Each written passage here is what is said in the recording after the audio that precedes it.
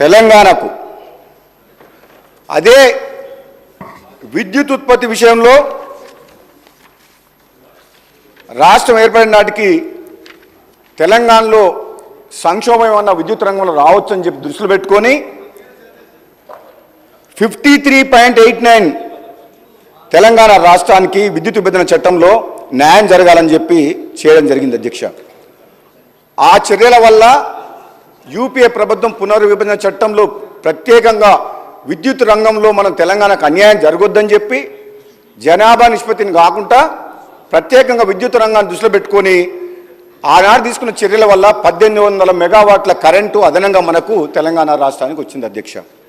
మరి ఇవన్నీ ఎంతో సెన్సిటివ్ ఇష్యూస్, ఎంత జాగ్రత్తగా తీసుకోవాల్సిన నిర్ణయాలు కాబట్టి ఆనాడు కాంగ్రెస్ ప్రభుత్వం అయినా యూపీఏ ప్రభుత్వం అయినా ముందు చూపుతోటి ఈ రైతుల ప్రయోజనాలను దృష్టిలో పెట్టుకొని నిర్ణయాలు తీసుకొని ముందుకు పోయింది అధ్యక్ష. ఈ తెలంగాణ రాష్ట్రంలో రైతులకు కరెంటు కష్టాలు లేకుండా కాపాడేందుకు ఆలోచన చేసిన విషయం అధ్యక్ష. అటువంటిది ఈరోజు అధ్యక్ష ప్రతిపక్షంలో ఉన్న నాయకులు, పెద్ద మనుషులు, ఇక్కడ నిర్ణయాలు తీసుకున్న పెద్ద మనిషి లేడు, హౌస్కు లీడర్ ఆఫ్ ద అపోజిషన్ అయితే లేడు. ముఖ్యమంత్రిగా నిర్ణయాలు తీసుకొని ఒక ఇంపార్టెంట్ సబ్జెక్ట్ మీద చర్చ నడిచినప్పుడు కనీసం లీడర్ ఆఫ్ ద ఆపోజిషన్ హౌస్లో ఉంటే ఆయన తీసుకున్న నిర్ణయం వల్ల జరిగిన నిర్వాహకం ఏ విధంగా జరిగింది, ప్రజలకు, వినియోగదారులకు, విద్యుత్ సంస్థలకు ఏ విధంగా నష్టం జరిగింది, ఈ నష్టాల ఊబిలోకి ఎందుకు నెట్టబయటపడ్డాయి ఈ విద్యుత్ సంస్థలు అనే విషయము మేము కొంచెం చెప్పుకునే అవకాశం, ఆయన వినే అవకాశం ఉండేది అధ్యక్ష. మన దురదృష్టవశాత్తు ఏంటంటే మీసా నాయకులు అంటారు మీ నాయకుడు రాలేదంటే మీ స్థాయికి ఆయన అవసరం లేదు, మేమే చాలని అంటుంటారు అధ్యక్ష.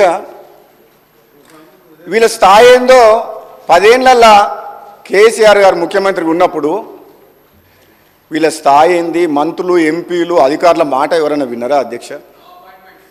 నో అపాయింట్మెంట్, ఒంటెద్దుపోకడా, నిజం ఉన్నది ఉన్నట్టు అట్లా కాదు ఇట్లా అని చెప్పే అవకాశం వీళ్ళకి ఎవరికైనా ఇచ్చిండా అధ్యక్ష? ఆయన అంత దమ్ము ధైర్యం వీళ్ళకు లేదు, ఆయన వినేవాడు కూడా కాదు. అటువంటి పరిస్థితి ఉన్న మనిషి, పెద్ద మనిషి, లీడర్ ఆఫ్ ద ఆపోజిషన్ ఉండి కూడా సభకు రాకుండా ఒక ఇంపార్టెంట్ సబ్జెక్టుల మీద చర్చ నడిచినప్పుడు లేకుండా వీళ్ళంటారు మరి లీడర్ ఆఫ్ ద ఆపోజిషన్ ఎందుకు ఉండాలి అధ్యక్ష? అటువంటిప్పుడు ఆయన సభకే రానప్పుడు ఆయన అవసరం లేదని వీళ్ళే అంటుండ్రు. మరి మీరే మీ లోపల ఎవరో ఒకరు సభలో లీడర్గా మీరు ఎల్ఓపి కాండి. ఆయన అవసరం లేనప్పుడు మరి ఇక సభకే వద్దనుకున్నప్పుడు ఆ పొజిషన్లో ఆయన అవసరం ఏముంది? ఉండాలి అధ్యక్ష, రావాలి.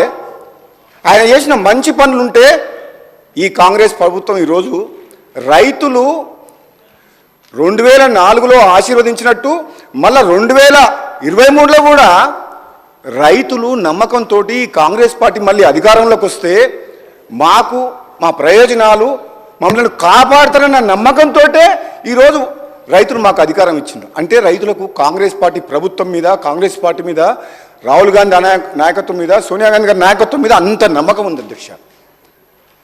వాళ్ళ అధికారంలో మేము వచ్చినప్పుడు మేము ఏం చెప్తున్నాం? మేము తీసుకున్న నిర్ణయాలు ఏంది? మరి మీ 10 ఏళ్ళు మీరు ప్రజల అవకాశం ఇస్తే మేమేం పొరపాట్లు చేసిండ్రు? ఒకవేళ పొరపాటు చేసిన దాని మీద కూడా ముఖ్యమంత్రి గారు కూడా కమిషన్ ఏర్పాటు చేసిండ్రు. మళ్ళీ సుప్రీంకోర్టు ఇన్వాల్వ్ అయ్యి కొత్త జడ్జిని అపాయింట్ చేయమన్నారు. ఎంక్వైరీలు చేస్తున్నాం. కానీ మేము చెప్పే మంచిది ఏదైనా ఉంటే, మీ సూచనలు కూడా మీరు ఏదైనా మంచి చెప్తే మీరు వినండి, ఓపికతోటి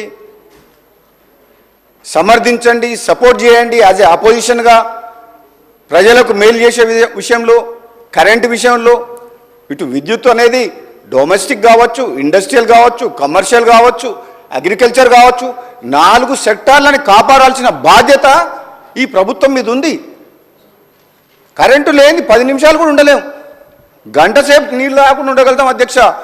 ఈ హౌస్ కూడా 10 నిమిషాలు కూడా 5 నిమిషాలు కూడా నడవదు అధ్యక్ష. కరెంట్ లేకపోతే మనం ఏ పని ముందుకు పోలేము. అటువంటి కరెంటు విషయంలో మీరు తీసుకున్న నిర్ణయాల విషయంలో మీరు ఏదన్నా చెప్తే కొంచెం ఫ్రస్ట్రేషన్ ఉండకండి. బయట కూడా ప్రెస్ మీట్లు పెట్టి ప్రభుత్వం మీద దుమ్మె